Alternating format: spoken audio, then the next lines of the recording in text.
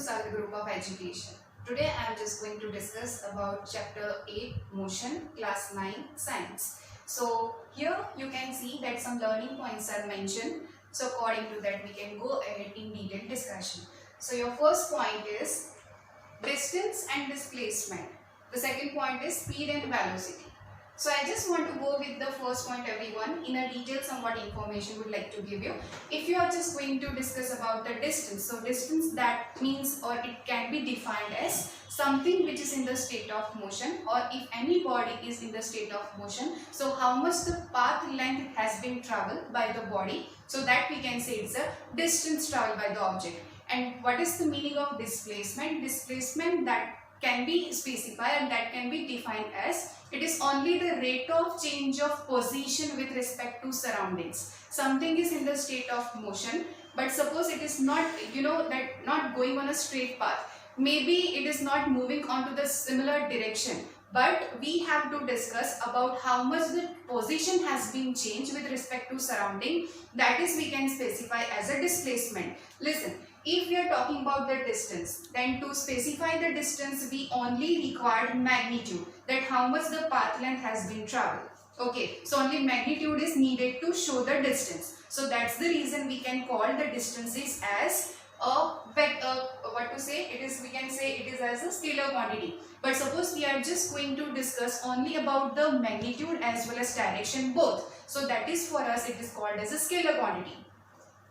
Listen everyone, about the displacement. Displacement, that means I just mentioned you that something which is being in the state of motion.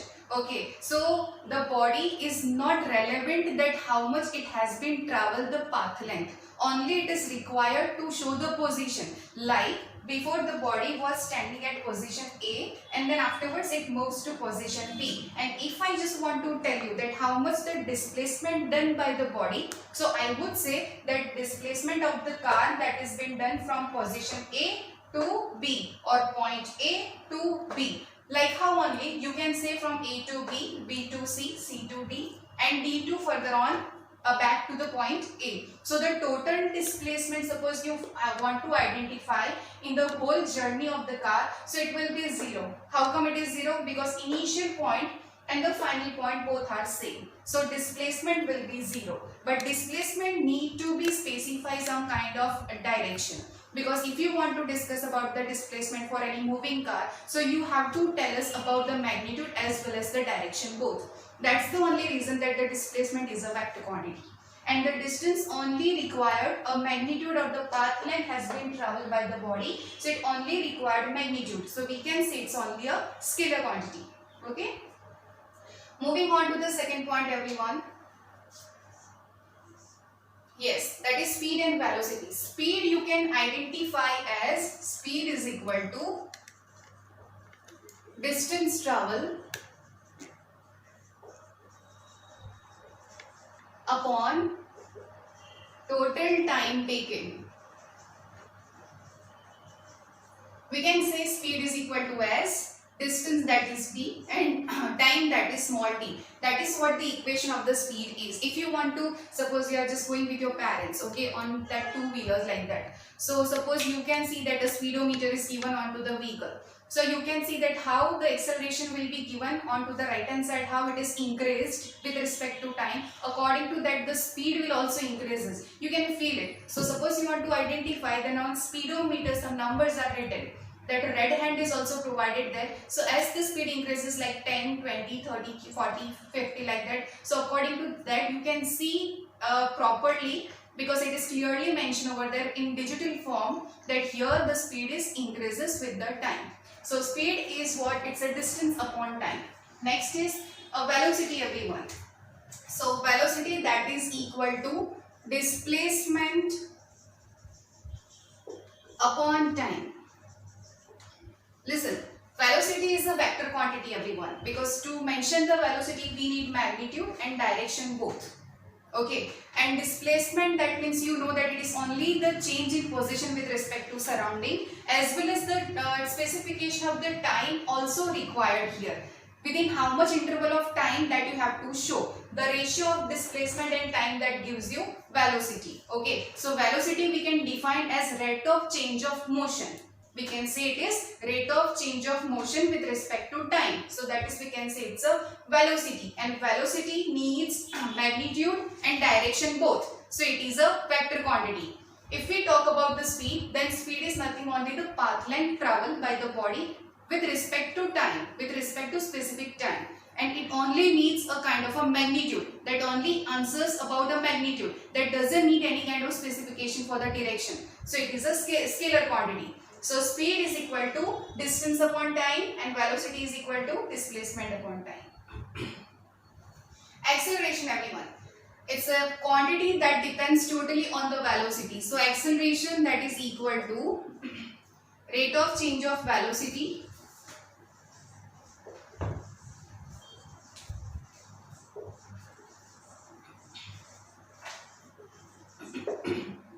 divided by time.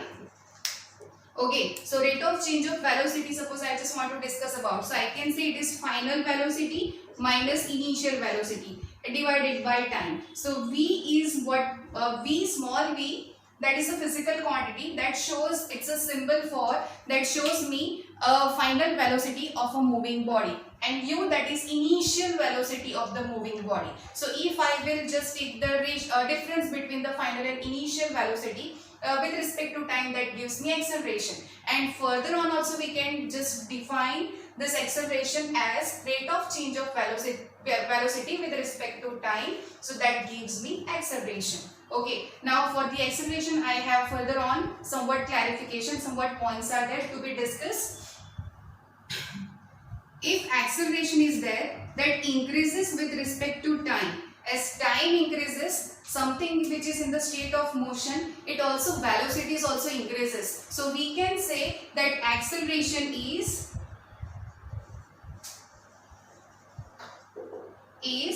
positive. Okay, with respect to time, suppose the velocity increases, means sometimes you are just traveling along with your parents. Okay, so as the distance increases, as the time increases, according to that the velocity also increases. So we can say that it is a positive velocity, we can say it's a positive acceleration. But reverse of it, suppose time increases continuously but the velocity decreases. Suppose the plane is take off and then it needs to land down back onto the airport. So what will happen? The time will run, but the velocity will decrease. It's like 60 km per hour, then 60, 50, 40, 30, 20, 10 like that, and then it will come to rest. So here what is the difference? Time increases but the velocity decreases. So here we can say the acceleration is negative.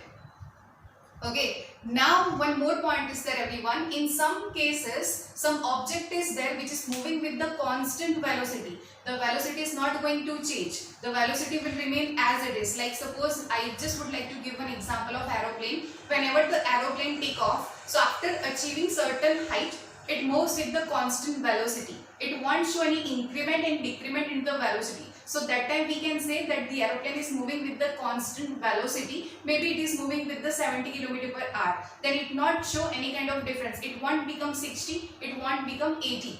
So it's a constant velocity. So during that time we can say acceleration is that is equal to 0. So in that case, whenever the velocity is constant, so acceleration will be 0. So here are the difference, everyone. Certain points are there that is required to mention about the acceleration. This is what the definition, this is what the acceleration's equation. We can also show symbolically acceleration in that way. Small a, that is the symbol for acceleration, everyone. V minus u divided by time. Here are the 3 points. Acceleration is positive whenever the velocity increases with respect to time. Whenever the velocity decreases with respect to time, so we can also furtherly call the acceleration as negative acceleration. And negative acceleration can also be named as retardation. Negative acceleration, that is also called as retardation or deceleration.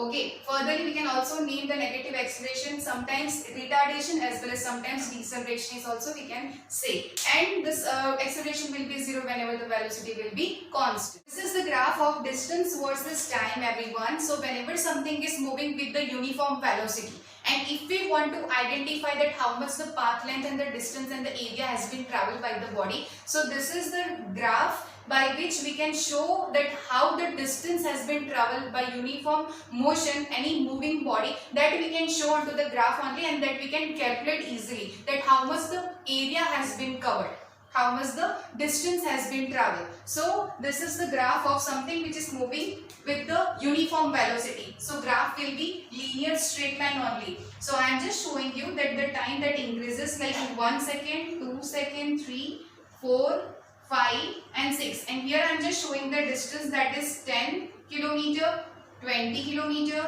30 kilometer, 40 kilometer and 50 kilometer. I am just showing some points over here so you can identify that how much the distance has been traveled. It's easy for us to calculate the distance. So I am just showing some points over here which will help us. Okay. So we need to connect some points in this way. Here also I can show that some points need to be connected in this way. Suppose you want to identify that if any moving body is there and how much the distance has been traveled by the body and what is the velocity of the moving object. So we can say that this is the time. So we would like to mention here T2 and this is T1, and here it will be, this is what distance. So I can say it is S2 and this is going to be S1. Why I have taken this is S2 and this is S1? Because whatever the number which is small number, so that I have to take it as 1, and the bigger number is that I have to take it as 2. And here also this distance is shown, so this is S1 because this is a smaller number and this is S2 because it's a large number. So we can take the equation like S2 minus S1 divided by time, so it is T2 minus T1. So like how only we are able to identify the velocity. What is the value of S2? S2 is 50. And what is S1? S1 is 20. What is T2? So T2 is 5. And what is T1? So T1 is 2. So like how only I will get, it is 30 divided by 3. So my answer will be 10 meter per second, because here the distance is taken, that is in meter, and here the time is taken, that is in seconds. So it is velocity is equal to 10 meter per second. So this is the way we can easily calculate how much what is the velocity of the moving car, and whenever it is having the motion, uniform motion, that time only. So this is the way we can use and we can identify. Now second way is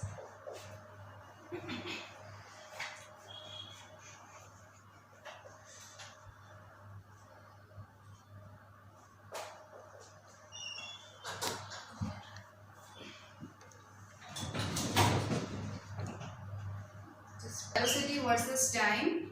Is it on? Yes. This is velocity versus time. Here I am showing these are the x-axis over which 1, 2, 3 and 4. These are the timings I have taken. It is time axis in second, and this is velocity axis.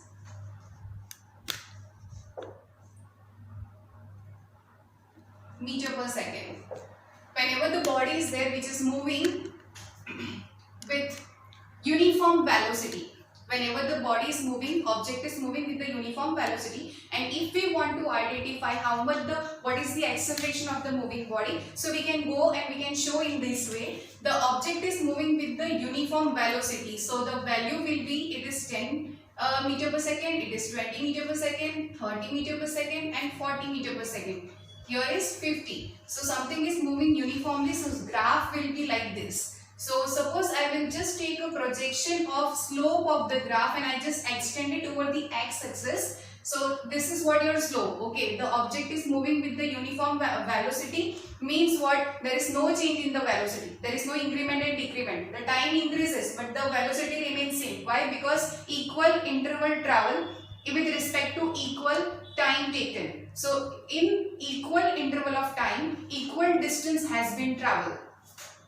Okay, so this is the way we can project the constant velocity onto the graph, and if you want to find out what is the acceleration, so we can take the ratio of velocity upon time. Okay, so that gives us what to say, acceleration. But what is the thing, everyone? If you see the shape of this graph, so it is a rectangle. Now just let me give the namings. It is origin, so it's a 0. So it is A point, this is B, this is C, and this is A. And it is actually, whenever you focus it, so it is a kind of a rectangle. So if you want to identify how much the path length it traveled and the area covered by the moving object, so you have to go with the equation that acceleration A is equal to OB multiply A into D. This is what your x-axis, this is what your length, and this is what your height. That means it's a breadth. So that's the reason I have taken the multiplication of AB into DA. So that is, we can take AB.